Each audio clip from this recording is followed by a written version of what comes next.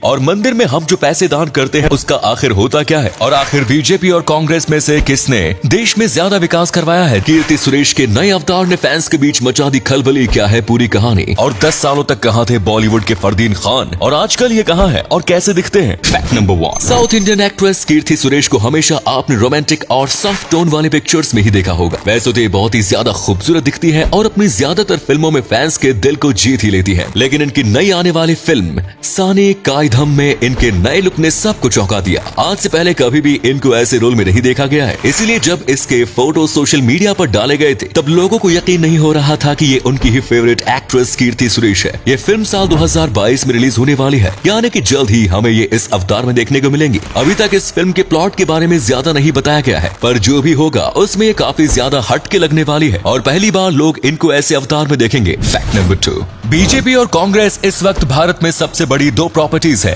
कांग्रेस भारत की सबसे पुरानी पार्टी है जो कि 70 साल से चलती आ रही है, और उसके मुकाबले में बीजेपी काफी नई पार्टी है, लेकिन फिर भी वो कांग्रेस को काफी टक्कर दे रही है। और देखा जाए तो इस वक्त बीजेपी ने कांग्रेस को काफी पीछे छोड़ दिया है, लेकिन आखिर इन दोनों पार्टी में से ज्यादा भारत का विकास किसने किया, ये देखा जाए तो मामला काफी इंटरेस्टिंग है। जब कांग्रेस हमारे देश पर राज कर रही थी तब देश की स्थिति काफी ज्यादा खराब थी। ब्रिटिशर्स ने भारत को पूरी तरह से लूट लिया था, लेकिन फिर भी कांग्रेस ने कैसे भी करके भारत को एक स्टेबल पोजीशन में लाया और 2010 तक भारत में कई कमाल के काम किए गए। उसके बाद 2014 में बीजेपी आई और उन्होंने भी अपने काल में काफी कमाल के काम किए। देखा जाए तो कांग्रेस ने बीजेपी से ज्यादा अच्छे काम किए हैं, लेकिन फर्क ये भी आता है कि 70 साल से राज कर रही थी और बीजेपी बस 5 साल से कर रही है। तो आपको क्या लगता है इन दोनों में से किस पार्टी ने देश को ज्यादा अच्छे से संभाला है। नंबर 3, मंदिरों में कई पैसे दान होते हैं, तो आखिर उन पैसे का होता क्या है। सबसे पहले देखा जाए तो उन पैसों में से ज्यादातर हिस्सा पंडित और बाकी कर्मचारियों की सैलरी देने में जाता है। बाकी कुछ प्रतिशत हिस्सा भंडारा में बनने वाले प्रसाद और जरूरत में लगने वाले बाकी सारी चीजों पे खर्च हो जाता है, और फिर जो आखिर में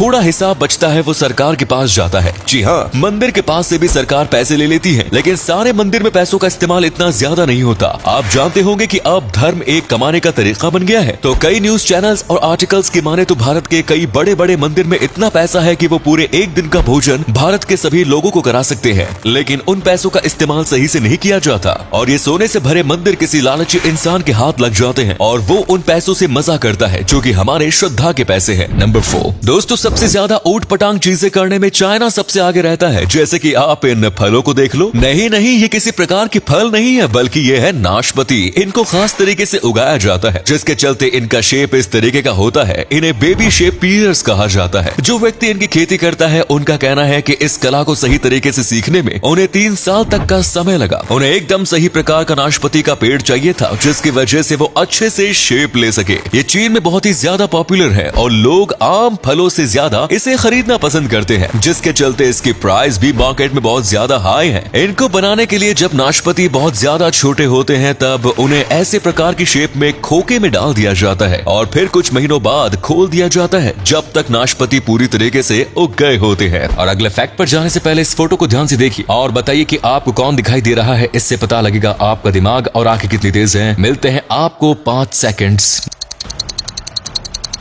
नंबर 5, दोस्तों आप नो एंट्री, हे बेबी और खुशी जैसी मूवी कर चुके बॉलीवुड एक्टर फरदीन खान को तो जानते ही होंगे। उनकी आखिरी बॉलीवुड फिल्म दूल्हा मिल गया 2010 में आई थी। उसके बाद फरदीन खान बॉलीवुड से गायब हो गए। 2001 में फरदीन को कोकीन खरीदते हुए पकड़ा गया और इसके बाद उनके खिलाफ कड़ी कार्यवाही की गई, लेकिन फरदीन फिर से बॉलीवुड में वापसी करने वाले हैं। लेकिन क्या आप जानते हैं कि बॉलीवुड से दूर रहते हुए फरदीन का वजन 100 किलो से भी ज्यादा हो गया था, लेकिन वो अपने ट्रांसफॉर्मेशन के कारण सुर्खियों में बने हुए हैं। हाल ही में उनकी कुछ लेटेस्ट तस्वीरें सामने आई है जिसमें पहले से भी ज्यादा फिट दिखाई दे रहे हैं। फरदीन खान बॉलीवुड में अपनी फिल्म विस्फोट से वापसी करने वाले हैं। इस फिल्म के डायरेक्टर संजय गुप्ता है। तो दोस्तों उम्मीद करते हैं आपको ये वीडियो पसंद आई होगी। इसी तरह की रोचक वीडियोस देखते रहने के लिए हमारे पेज को फॉलो करें, वीडियो को अधिक से अधिक लाइक और शेयर करें, जिससे हमें नई वीडियोस बनाने की प्रेरणा मिलती रहे। फिलहाल आपसे विदा लेते हैं, मिलेंगे नई वीडियो और ढेर सारी रोचक जानकारी के साथ। धन्यवाद।